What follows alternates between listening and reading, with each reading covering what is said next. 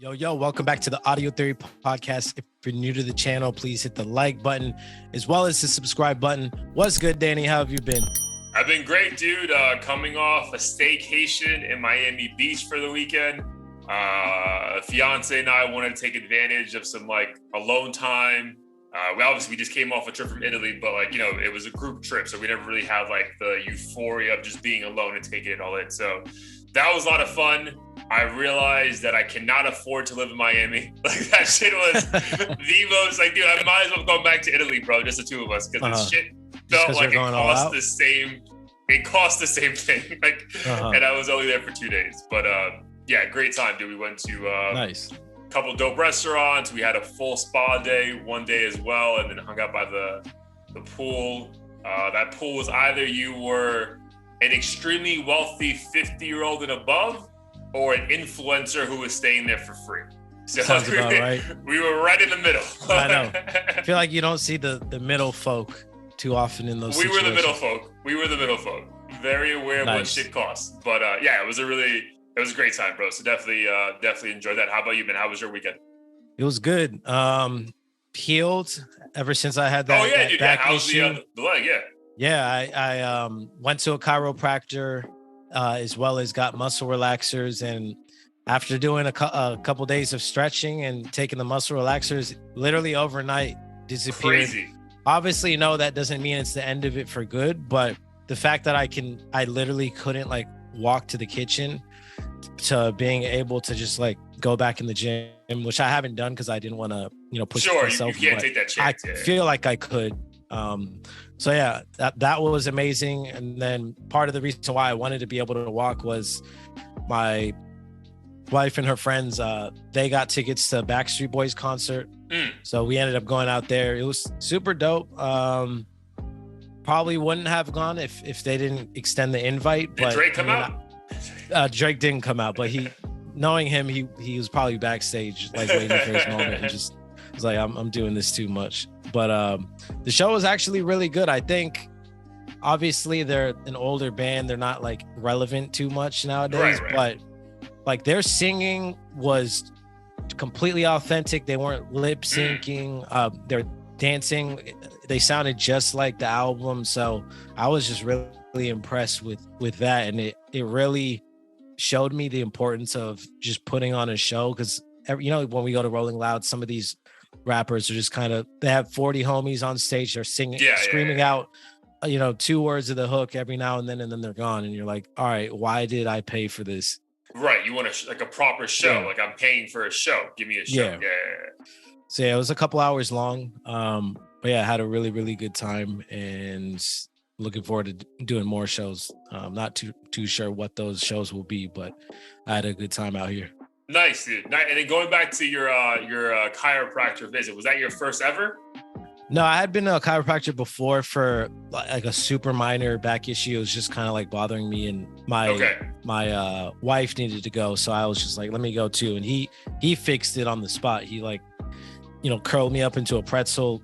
I felt like I was gonna break my spine, but as soon as I got up, I was 100%. That's my point. Yes, I wanted to ask, but obviously it wasn't your first time, because dude, when I hurt my back 2 months ago or a month and a half ago, that was my first time ever going to chiropractor, bro.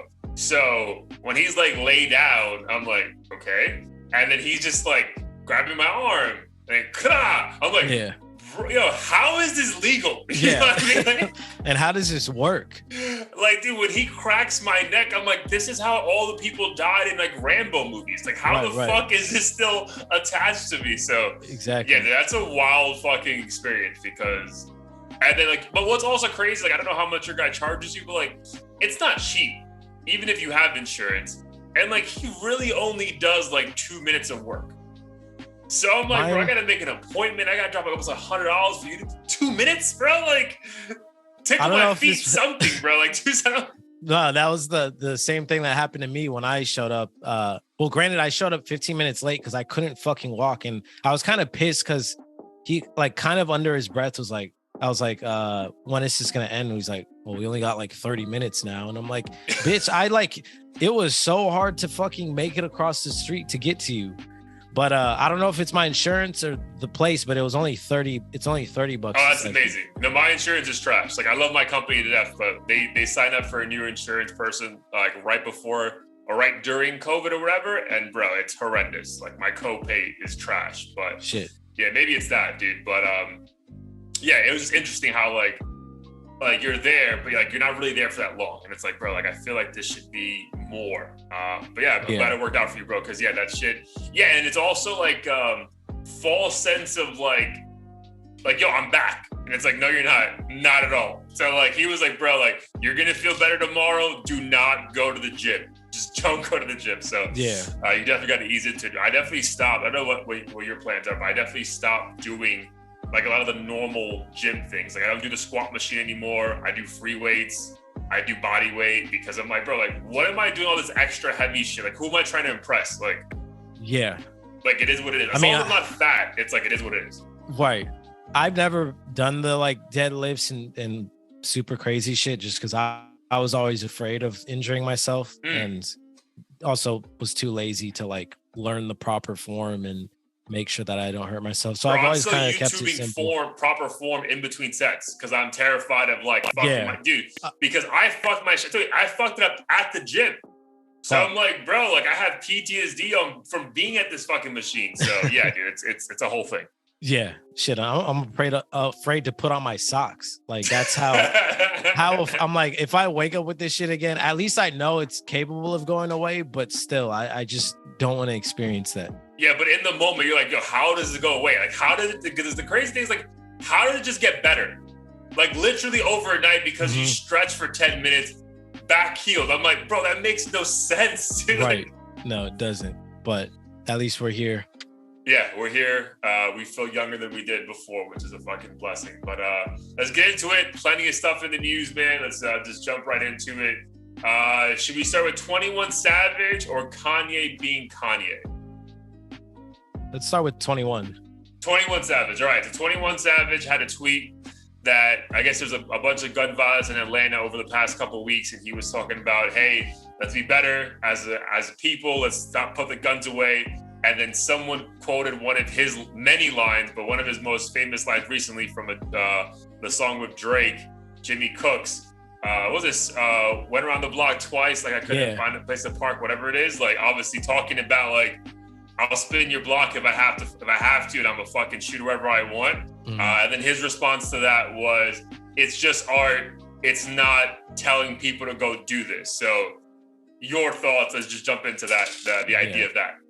I mean, ironically, he also said, put your blick up, which is the complete opposite of what he said in his tweet, which was put the guns down. But I think like everyone else, this is just the most hypocritical thing I could have possibly read in the past 10 years. I just don't understand how he's going to use the excuse of art when he's one of the rappers that claims to really be about that life and live this lifestyle.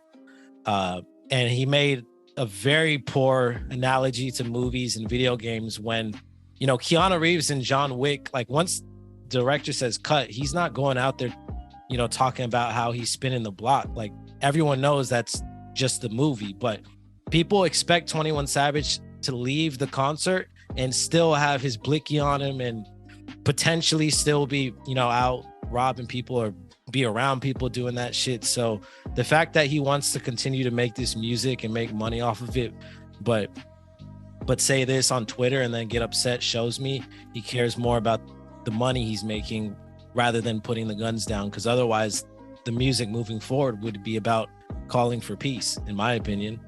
Yeah, dude, I really have no counterpoint, to be perfectly honest. Like, yeah, like the analogy to movies is a great point, bro. Like the actors stop acting and then they go about their normal life. And at no point is anyone in their day-to-day ever thinking that The Rock is really killing people in the morning and then going to wrestle. Like, you know, like no one thinks that, bro. Whereas like, yeah, to your point, you see 21 Savage at like sporting events, like people are almost like apprehensive of how to engage with him because they think, oh, fuck, dude, he may act a certain way. And that's solely because of the music we listen to, right? So, yeah, dude, it's one thing for us to be hypocritical. right? Because we are, right?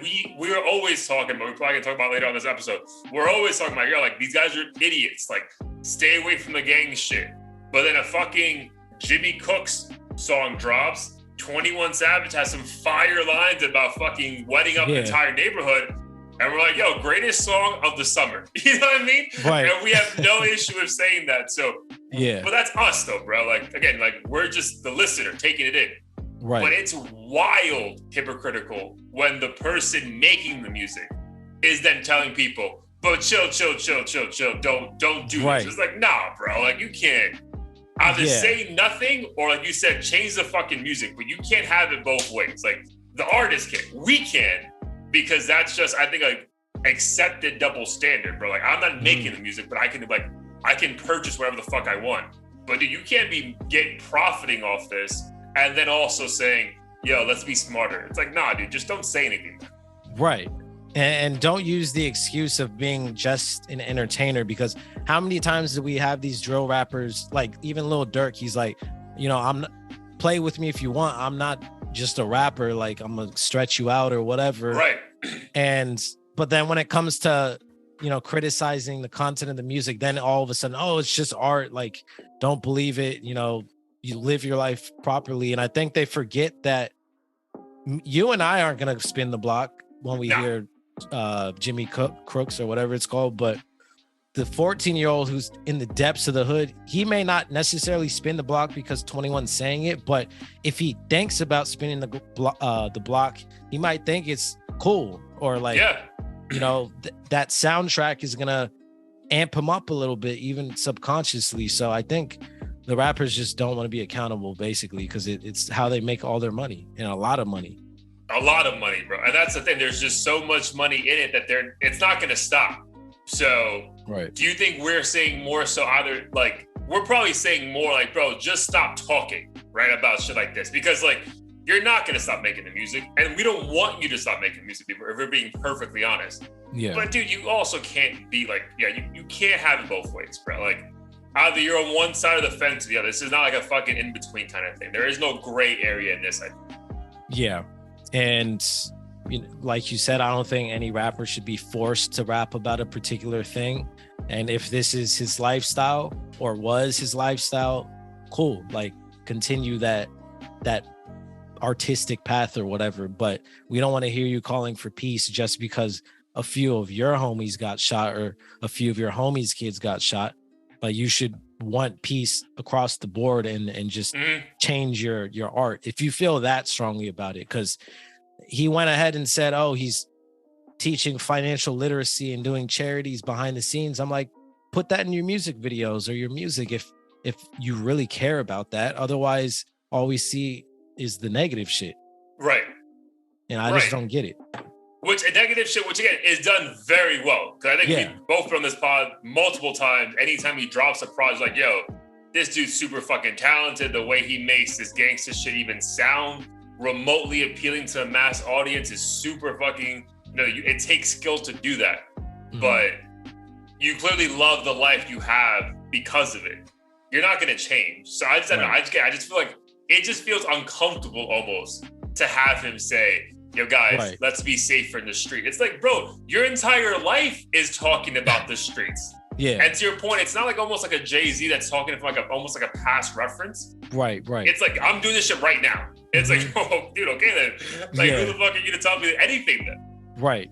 It'd be like hearing Pusha T saying, kids, don't sell drugs, stay in school, or Future doing like a DARE anti-drug campaign or some shit. Like, we're not saying that you can't rap about what you rap about and you can't live your truth or whatever, but we don't want to hear someone be inconsistent, be a straight up hypocrite, because then no one's gonna fucking take you seriously. And I don't think anyone takes him seriously. Like, maybe one person might listen to him and put the guns down, but I think this was just I don't know, a foolish move. Like, it just doesn't make any sense. Yeah, it's like an opportunity to be relevant. Like, not relevant. He's already super relevant, bro. Thomas is probably one of the most famous rappers we have in the game right now. But it was, I don't know, an opportunity to get a tweet out and see what kind of reaction you would get.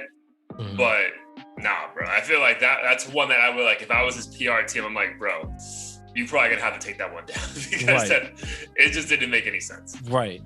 And I think what it is too is like he did mention that things in Atlanta are heating up or have been. So I feel like a lot of these guys, like when enough of their homies start dying or people they know start dying and innocent people start dying, then I think reality might start to set in, because it's not just like, you know, one homie died and then, you know, we spin the block on one op and then, you know, it's just, it is what it is. Once like 4, 5, 6, then all of a sudden people are like, yo, what the fuck is going on? And maybe he's in that headspace.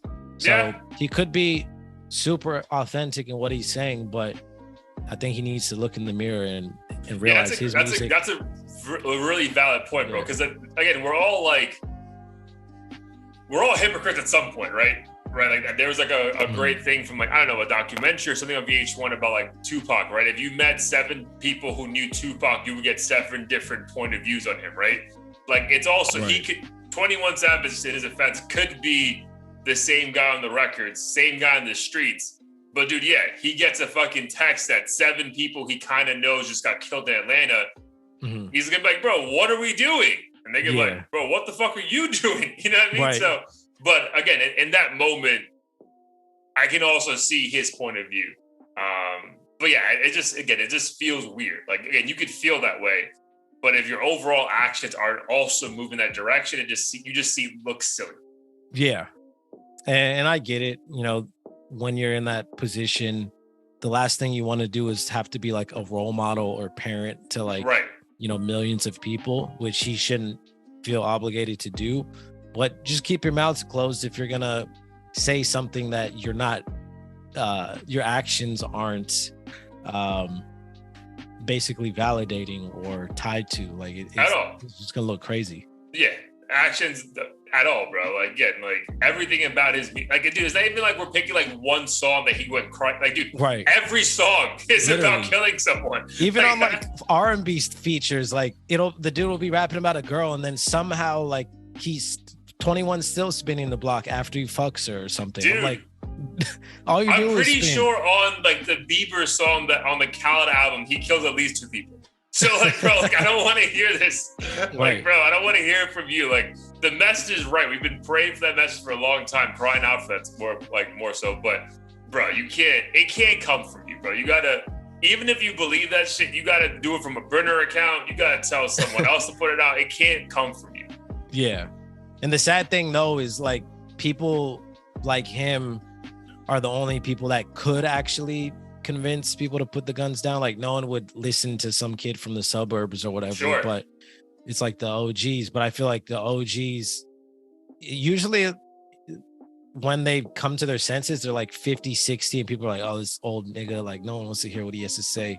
So I feel like the 21s and whoever else literally would have to change their music and kind of like go a Nipsey route where they're just like rebuilding the community, because I don't know how else people start to change their mindset. That's because I was thinking of Nipsey. Like I don't remember him in his last, I mean obviously he left you know, without no plan, but like I don't remember him ever saying put the guns down, right? Because I think that'd be a contradiction. Like that's you're still rapping about it.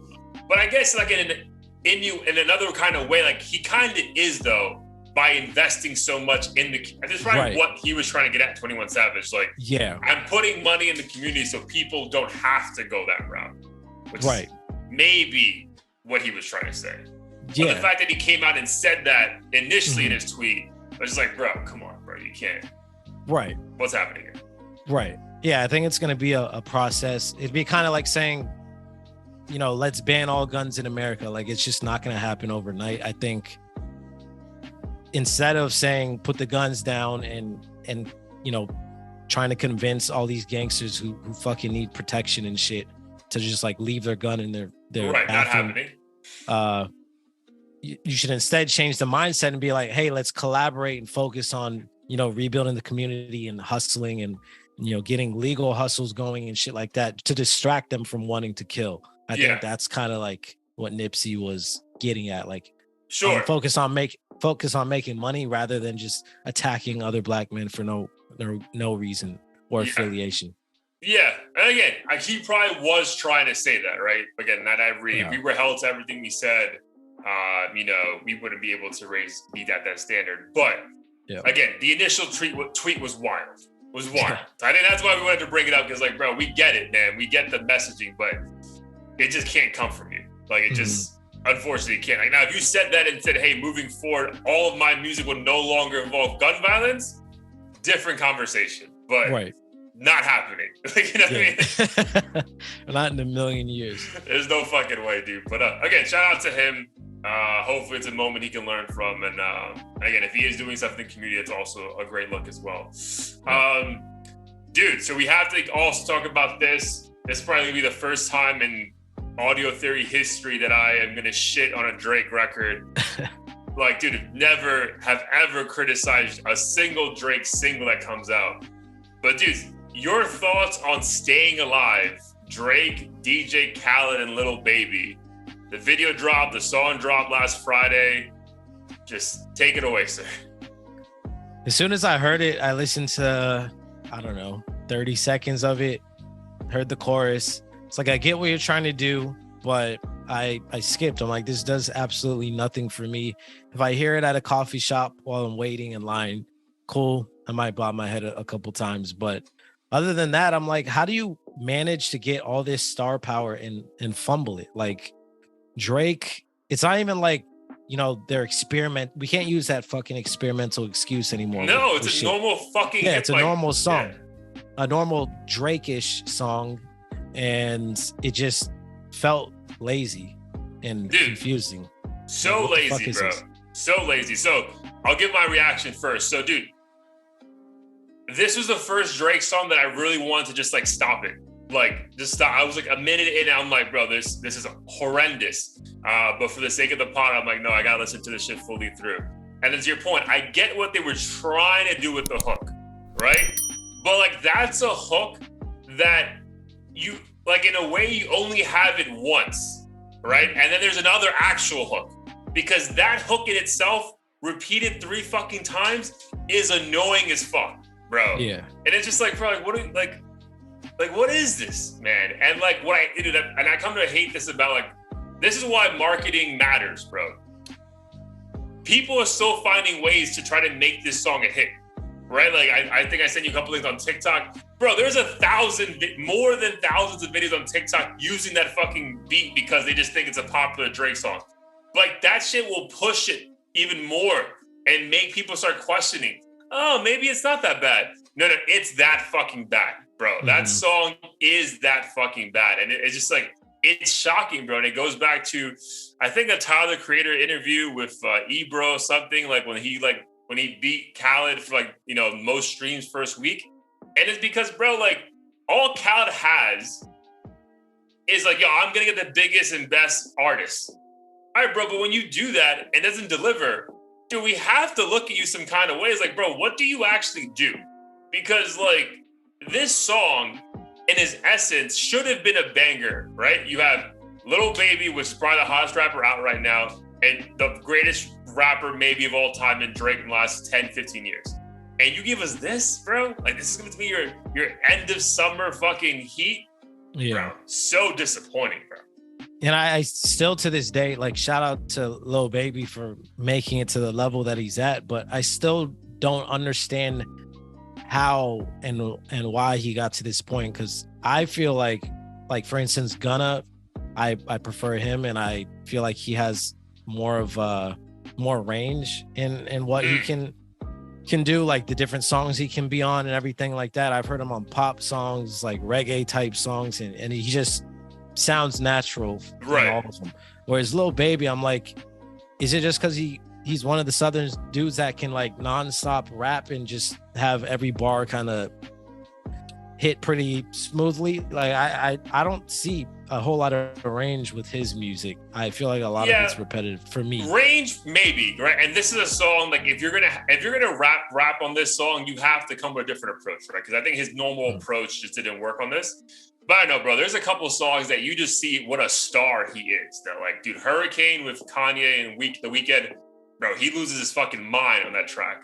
And then that, I can't think of the name, but that song that he has with J. Cole, And even J. Cole, tries to do that verse and he can't because the way that he just fucking switches, like it's. So I get the appeal of Lil Baby. Like I'm a fan. Now I can't go through a whole album and not skip songs, but I mean that's also a fucking super high standard to hold any artist. You know what I mean? But more than anything, it's wild how disappointing this song was, bro. Because like, and then dude, like Khaled put out a video where he's like. This is why you can't believe these fucking, like, even like I told you, like those Jack Harlow snippets he was putting out. And I'm like, bro, there's no way this is gonna be good, bro. Like, it's just like, it sounds too good in this little 2 seconds. It's not gonna be good. And then Khaled put out a video like 2 months ago, apparently when the song was originally done. And like him and Timbaland, bro, probably the greatest producer in hip hop history, is saying how this is the greatest hook ever invented. And it's like, bro, you can't be saying these things to us and then not expect us to have wild expectations and then give us this shit, bro. This shit was trash, bro. Yeah. It's scary to think of how many like yes men there must be. Even the ones who've already made it, like a Timbaland. Like I feel like at a certain point, they're just like, we're all obviously talented in anything we do. Like unless it's just blatantly like off beat or off pitch or whatever, like we're just gonna say it's hot. Like Jack Harlow and the fucking Pharrell beat that he gave him, that was probably made in 3 minutes. Like shit like that. I'm just like, how did anyone co-sign this? Who signed off? Or at least big it up to this level. Like it's one thing if you just want to release it, but to make this shit seem like the greatest thing ever. Dude, lead single off your new project, bro. That's meant to be a banger, bro. And then also, again, I don't want to use that. Like, I'm not gonna let people use that line that Drake used when he dropped "Honest Nevermind" about like, oh, give this time. You're not on what we're on. No, bro. This is bad. Like, you can be honest. There's no way, like, dude, this song is bad. Bad. And then, dude, some guy wanted to quote some line from the song about like, I think Drake has a line where like, when I was broke, you used to tease me, and now I got money, you get on your knees, like whatever. Like, he's like, ooh, look at that bar. I'm like, bro, no, dude. Like he's Drake. He's gonna have fire lines, but the overall song and cohesiveness was horrendous. And that hook is awful, bro. I'm sorry. Like the hook is bad. Like everything about the song is bad. Yeah, the hook is what did it for me, really. It was just too unbearable to hear that many times. Yeah, dude, it's almost like cringeworthy. It's like, dude, like, are you really singing like this is what you're doing over and over and over again, bro? Like this is bad.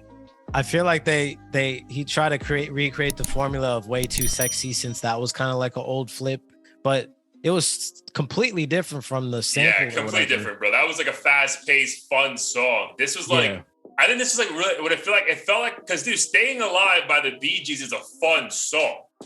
But I feel like this song was stuck between, like, they didn't know what they wanted to do with it. Yeah. Like, are we a fast-paced song? Are we a summer banger? Or are we just like a laid-back, smoke hookah and get high to? Like, I don't think it knew what it wanted to do with it. Nah.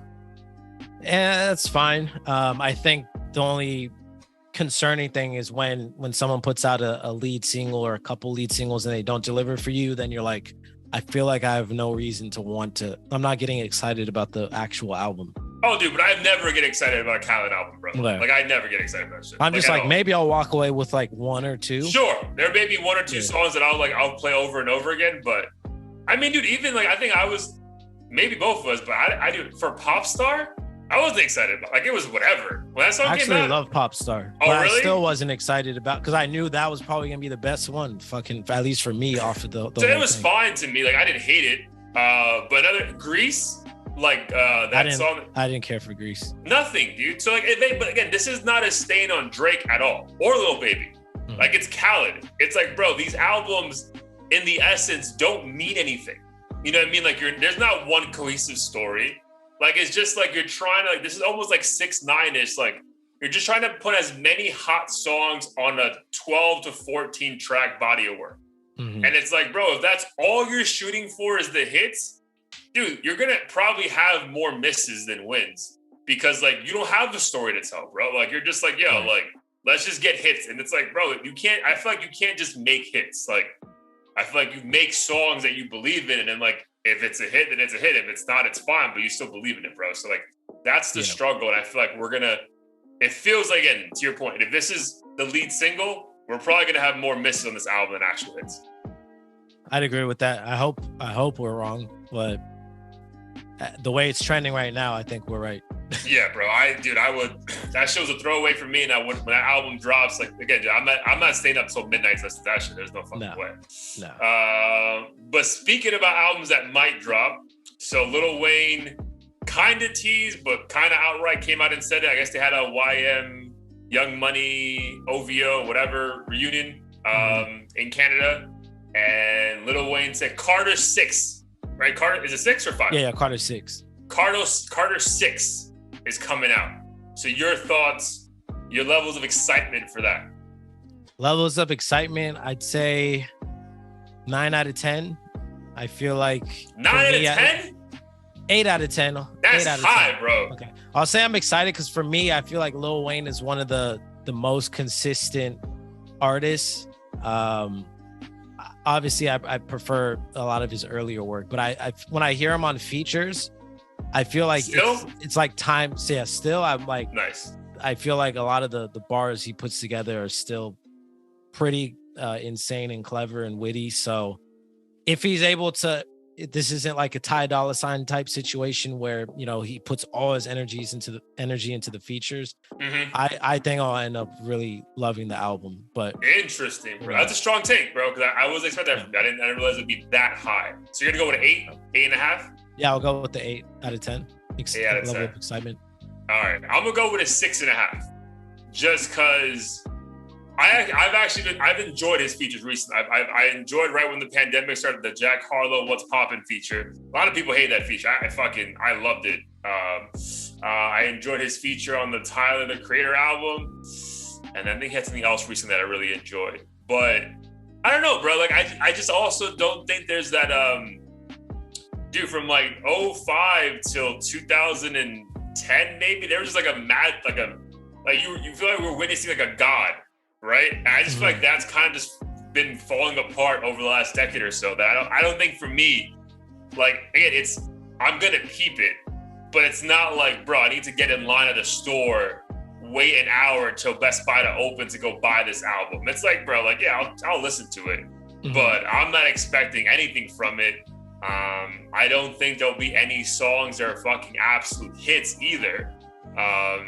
Like, yeah, I expect it to be a nice body of work, right? He's too talented to put trash out, but I also don't see the magic anymore. That sounds crazy to say, but again, like, you're not meant to have the magic your entire career. That's fine. Yeah. But yeah, I don't see any magic out of him anymore, bro. Like, I don't know, even in his features, like, yeah, they're nice, but for a verse, and then, yeah, I can't see the magic anymore, unfortunately. Yeah, no, I agree with the magic comment. I think for me, I'm just so over hearing the same sound, and not to say that Lil Wayne doesn't use auto-tune and like rap over, you know, trap beats and shit like that. I think just with the new school, there's a lot of that like Playboy Carti, like rage type music that's popular now, and then drill.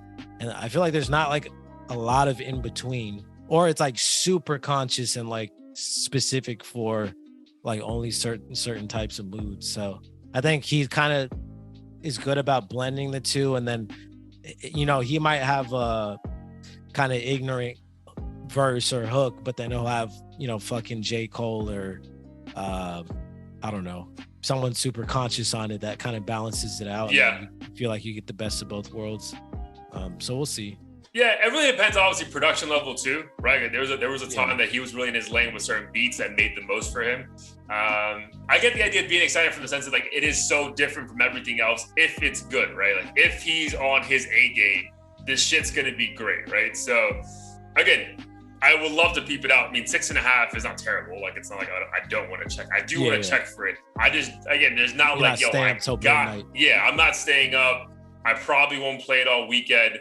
But when I listen to it, I'll give it a solid listen. But yeah, I'm just more curious. Are there going to be hits on this, or just an album? They're like, hey, good effort, bro. That's nice. I feel like there'll be at least one.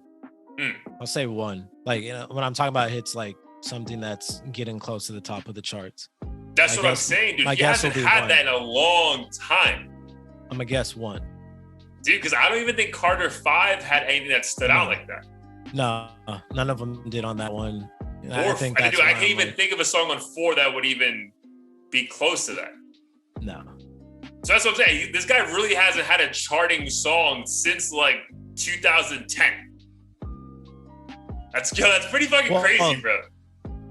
Song that's his, right? Right. Obviously, the What's Poppin' thing, that was number 1 for a couple of weeks or whatever. Right, but like him himself, like lead artist featuring whatever. But him, I don't think it's been like 10 years. Yeah. You know, it's been a long time. I wouldn't be surprised if it's been that long.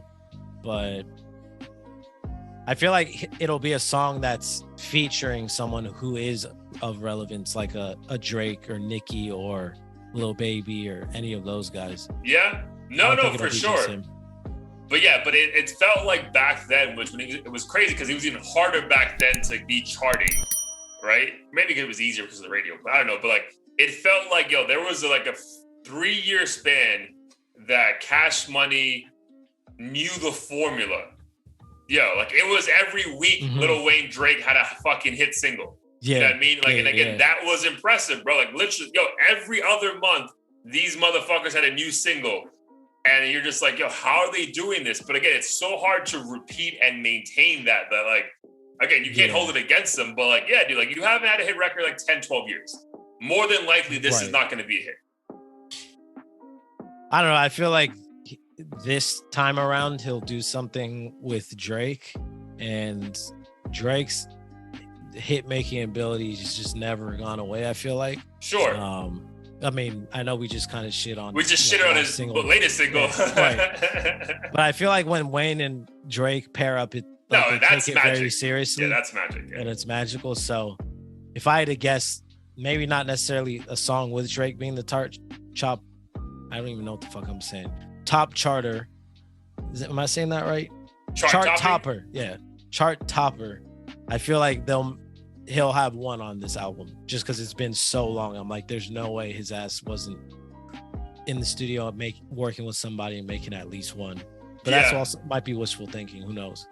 Yeah, I'm excited for that, dude. Hopefully it comes out this year. But yeah, that is exciting. The idea of him coming out, because again, he is such a fucking Mount Rushmore-like figure in hip hop, right? Like without him, there's no Drake and all that stuff. So again, it'll be interesting. But if I had a bet, I would put my money on there'd be no hits, but it'd be a solid body of work. But again, I hope I'm wrong for the same reason as you, because I definitely want something different. Dude, so before we get into some like happy news in Brooklyn, Kanye being Kanye. So the rumors have it that Pete Davidson and Kim Kardashian called it off after 9 months of dating. And then while Pete is devastated with the news of him losing the best that ever happened to him, Kanye West went to Instagram for the first time in weeks, it feels like, and did like a Photoshop thing of the New York Times saying SKETE Davidson dead at 28. And then in fine print it said, Kid Cudi is meant to do the funeral, but is afraid of bottles being thrown at him. So your thoughts on... Did you not see this? I did not see that, but bro, I'll post it. I'll have it in the middle of this. But yeah, dude, it's literally headlining thing. SKETE Davidson dead at 28, and then dude, in tiny fine print, Kid Cudi meant to do funeral. First off, I think that is probably like the most hilarious comeback that Kanye could have posted. I mean, there's just nothing you could say that isn't better than that as a comeback. Part of me is like, is this shit even real to begin with? Because I knew they weren't going to last forever. Oh, yeah. And her. And yeah, there's no way. A lot of women thought it was going to be though. Like, a lot of women were like, yo, she found her person. She's finally happy. And I'm just like, right. Nah. Like, his ego's not as big as Kanye. And he treats her like a woman, blah, all that bullshit. Is that what you're... Yeah. Well, I was just hearing that, like, you could be, as women, bro, like, they were trying to compare to Kourtney, because Kourtney Kardashian was with Scott forever, and then she got with Travis, and it's like, oh, right away. I was like, the same thing's happening for Kim. I'm like, I don't know, bro. I think Kim and Kanye were actually pretty happy for all those years, and maybe they just had a weird stage. Like, I don't know if she's gonna go back to him, But to think that because she found another guy, her life is miraculously cured, I was like, bro, that's not fair either. I don't know. I think I don't necessarily see Kanye and Kim getting back together. I do though. And I feel you do. I do. I feel like we're gonna get the little mysterious TMZ shit. Kanye and you know Kim seen fucking at some cafe or something. I think they might. I mean, mess around for a bit, but I don't see them like being back on some Jay-Z Beyonce type shit. Sure, that's fair. That's fair. Yeah, again, I don't know. There was like the hints, bro. She wore a shirt that said The Incredibles, and apparently like there was a phrase that he used to call them The Incredibles like back in the day. Dude, she's always wearing Yeezys. I don't know, bro. There's enough signs that if you really wanted to fucking look at the tea leaves and think that they're back together, like you probably could believe that. Yeah. I mean, again, I'm not shocked. I don't think the news here that they broke up because I thought that was always gonna happen. But my thing is like, bro, like if I'm Kanye, again, hilarious, bro. Especially I think the part about Cudi is even funnier, right? Because that's funny as fuck to me. Yeah. But the Davidson part, bro, of this, like, yo, dead at age 28, for you to post that as a 45-year-old man with 4 fucking kids, bro. And technically, like, if you think about it, bro, you won. They broke up. So, like, that's all you wanted, right? You don't want anyone fucking baby mom. I get, like, the ownership of, like, hey, that's mine. No one can touch her. I don't care. We're divorced. It's crazy, but I get it.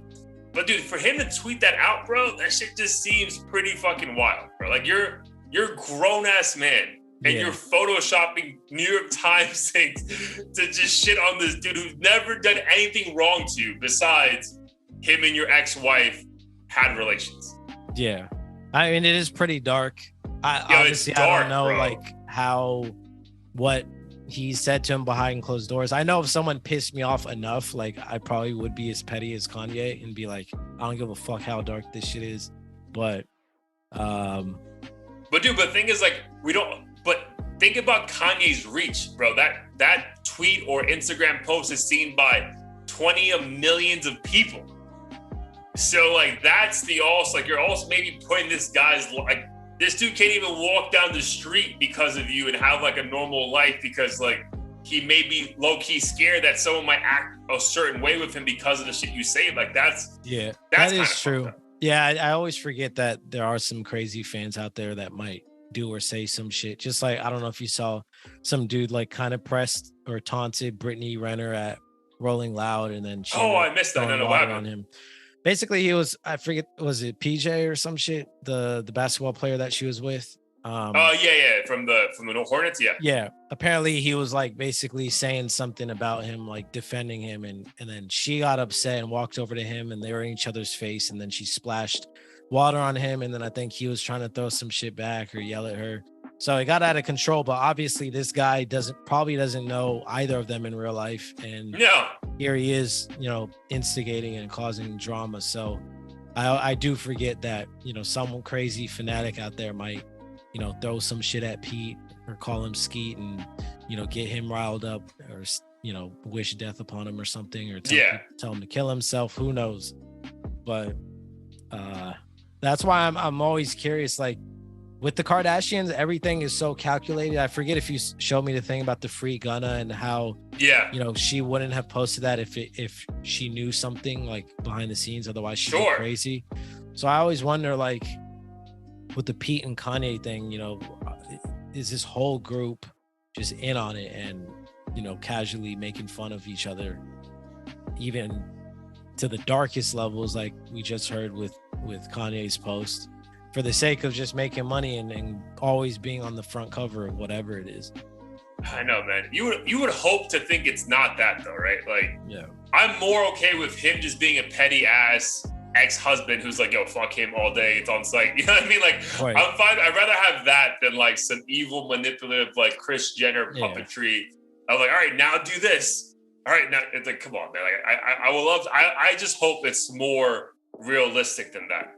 Yeah, no, same here. Because at a certain point, it's just like, all right, we just want music and entertainment.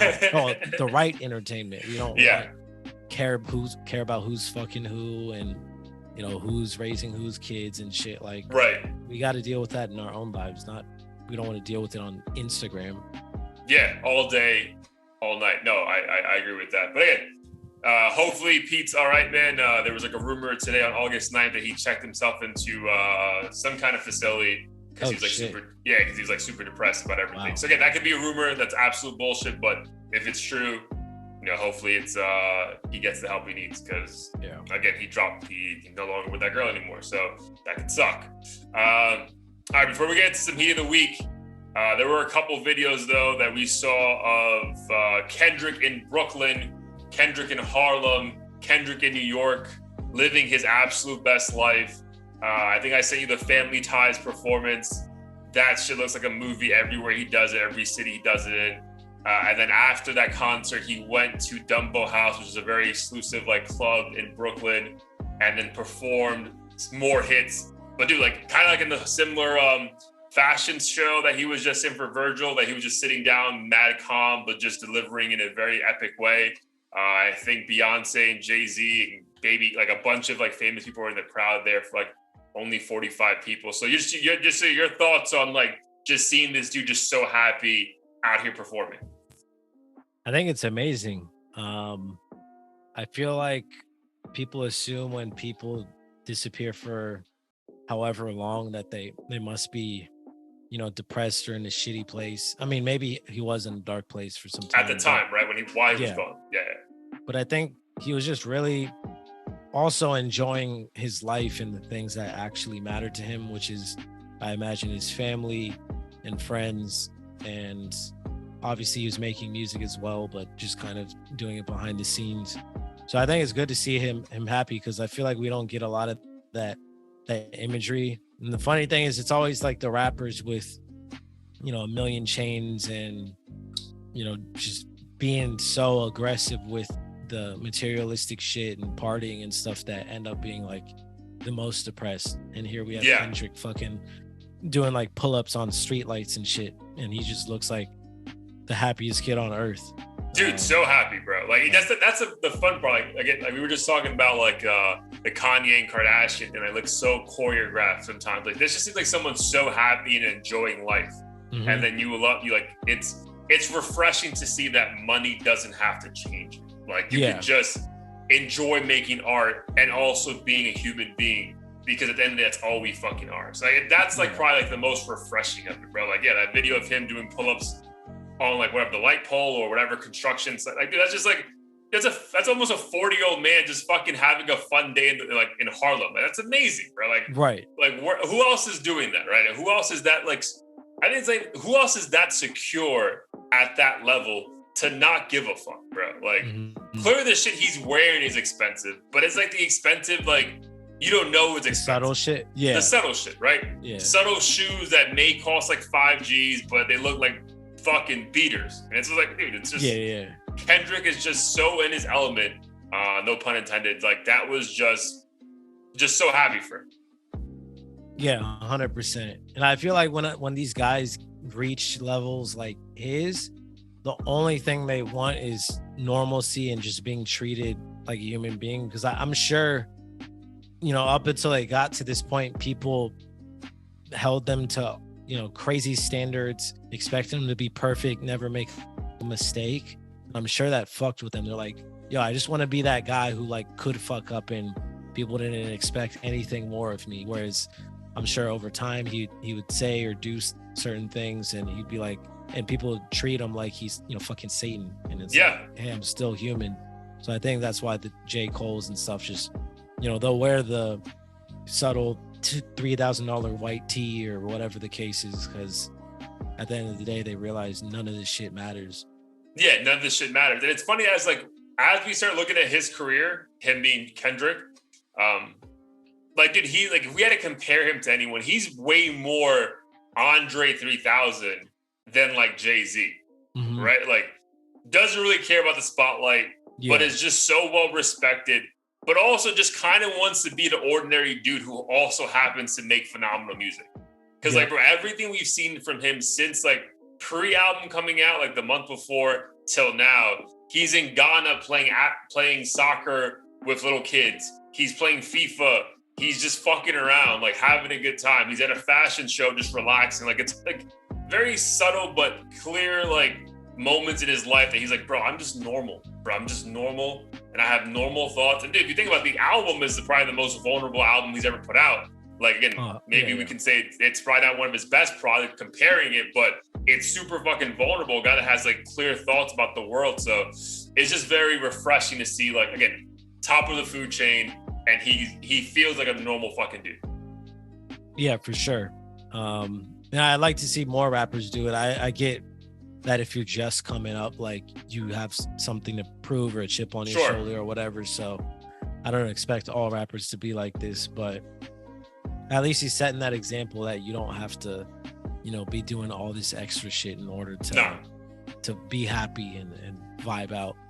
Yeah, completely. And obviously, and still he's fucking probably the most respected rapper currently out right now. So yeah, you can have both. But yeah, shout out to him, man. That was just a cool scene to see him fucking, literally, I sent it to you, I'm like, yo, living his fucking best life. Bro, this guy has no fucks right now, which is great. All right, bro, do you want to get into, I didn't bring up the other thing because it felt a little depressing, but do you want to get into it all, or you want to get to some heat of the week? We could get to heat of the week. I feel like, I don't know, we hear it so often. There's, at least right now, it's not big enough for us to dampen the mood with. I feel that. Sorry. So heat of the week, episode 117. You tell me what you were feeling this weekend, bro. Was it Backstreet Boys?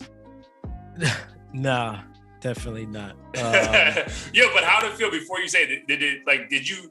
Were you singing along? Because obviously we know those songs from being kids, right? And it's not like we had a choice. Because like, dude, like when that shit was hot, I was on like 6 or 7. It's like we didn't have an option to change the radio because our parents listened to like yeah. How did it feel being around that music? It was dope because like similar to you growing up, I didn't have like, you know, Spotify or anything. And then I also wasn't really allowed to, I couldn't like purchase hip hop. I was allowed to listen to it on the censored shit on the radio and stuff, but I couldn't, they wouldn't just buy me like a Snoop CD. So all I could listen to otherwise was on my own was like NSYNC, Backstreet Boys, shit like that. And I actually preferred NSYNC, but I did know a handful of Backstreet Boys songs. So I did sing along to some of them. There was several that I like forgot I even hadn't heard back when I was a kid. And, you know, I forgot some of those lyrics, but they're very like, I don't know, pop culture heavy karaoke friendly group. So even if you don't listen to them, yeah, like everyone knows the I Want It That Way and songs like that. So those were the obvious ones where everyone was vibing out. But really fun experience. Didn't feel the eagerness to want to listen to any other stuff afterwards. Unfortunately, no, that's like a fun time you had there. Like, just, let's keep moving. An experience, right? Yeah.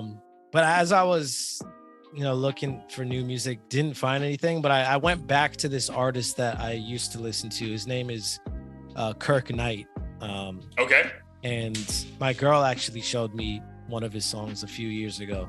But he's a rapper, I believe from New York. Not too sure which specific borough, but he has a song called Not For Nothing, which I would say is kind of on the more like emo, like dark retrospective side. I'm trying to find like a comparison. He does sound like Pusha T in some instances.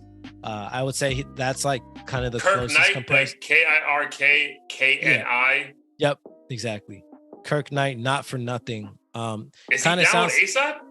Yeah. I forget what the specific like collective or label or group is called. I know he's definitely affiliated in some way, but yeah, the song Not For Nothing, super dope. Okay, nice. Yeah, he has several others that are really good as well. But one of his songs popped up, and I was like, "Fuck it!" Like, I haven't. Because it's funny because he actually looks like ASAP Ferg in the thing. Yeah, he does. And the first song is like what happens ASAP. Oh, Pro Era. So I wonder if that's what's his name? Joey Badass's shit. Pro Era. Oh yeah. Interesting. So I wonder if he's like from Brooklyn or some shit. He does have songs with Joey Badass, so. Yeah, it says hometown Brooklyn, born in 1995. They have him here. Is it more like R&B soul? No, I mean, he does do that. Funny enough, his last album was that, but the album I'm talking about came out a few years ago and it's not. So I don't know if he's changing his sound or what, but the Not For Nothing song is definitely more like, it's kind of like new school conscious hip hop, I guess you could say. Nice. I'll definitely check him out. Good find by Sarah. Yep. Nice. I'll definitely check that out. That's exciting. Especially because obviously we're both so high on Joey Badass right now. So same for me, bro. I didn't find anything from the new releases. It definitely was going to be Staying Alive.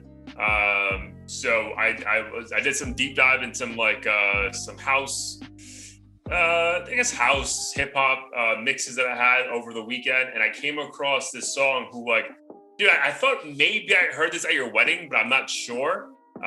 Dude, it's K.Dot featuring her. It's called Intimidated. Oh yeah, that song. That was at the wedding. That was the wedding, right? Yeah. Bro, phenomenal. Dude, so good. Just such a fun. That took me down a whole rabbit hole, listening to old K.Dot shit. Because I know he has that new song with Anderson .Paak. But yeah, dude, Intimidated. Me and my girl vibing in the room. We're like, yo, who is this? We had a fucking we Snapchat Shazammed it because we're like, bro, this is fire. So yeah, this song is just such a vibey song if you're just trying to have a great fucking time. Yeah. I love that song. I forget how I found it. I think I was literally just because I knew of K.Dot and I wanted something that was kind of upbeat, fun, safe for the reception and stuff. But still has the hip hop essence. Yeah. Yep. And I heard that song and immediately I was like, this needs to be towards the top of the playlist because it's just such a fun, feel-good track. Yeah, totally agree. So if you guys haven't peeped that, go check that out. It's a 3-song EP called Intimidated as well. But yeah, K.Dot is super fucking talented. If you're a Selection fan, they play his stuff all the time. I think he actually was signed to Selection first, if anything. But great song. And I probably did hear it at your wedding, bro. Because I'm like, yo, I've heard this shit before. It's not the first time I fucking listened to this. But I am definitely gonna have to ask you offline, bro, because we can talk about it now, but just the idea of having a wedding and how expensive it is. Because initially, whenever I get married, I'm gonna fly in a Miami DJ, and I'm just like, bro, that's probably not gonna happen. So how detailed you get with the songs you want on your playlist? I basically had to do everything in terms of the song selection because he was fine. He was able to do the dinner stuff because one, I cared less about it, and we didn't need anything super aggressive for dinner because no one's dancing. But when it came to the dance stuff, he had no basically background on what songs. So I had to choose, my 300 songs or whatever. Damn. And he had me organize it based on must hears and then, these songs I want but aren't 100% necessary. And he kind of just went with the flow. And then obviously middle way, if we wanted to request something, we would ask him. But other than that, it wasn't do you do your thing? I want to hear top 40 shit and we love Drake and this guy, go with it. Yeah, dude. That's what I'm excited. Do everything. That's what I'm nervous about.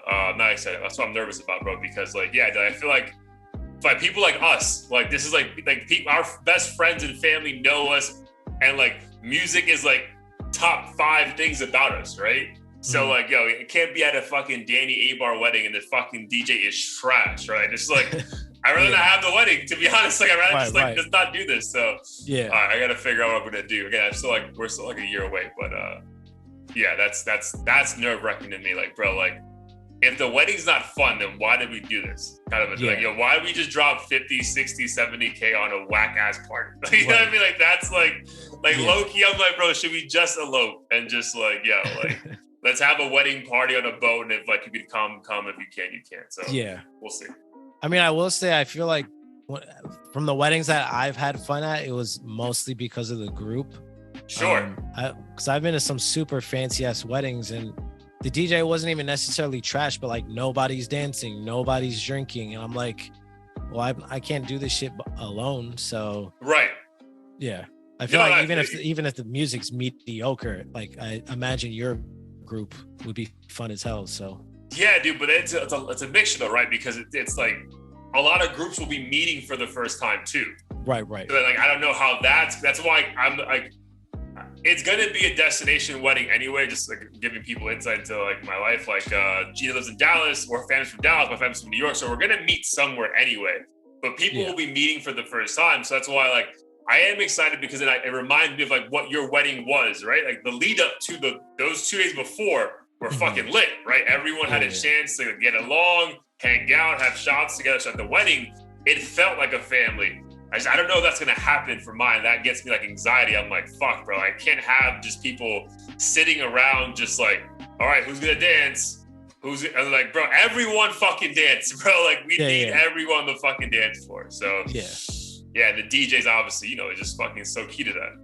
Yeah, 100%. I mean, I'm sure it'll be amazing no matter what. I think ours just kind of turned out that way. I don't think we really were like, oh, we need, you know, this group to meet this group. It was kind of like it just happened. The wedding small. We're all gonna have like our closest people at this restaurant. What was the final number for you?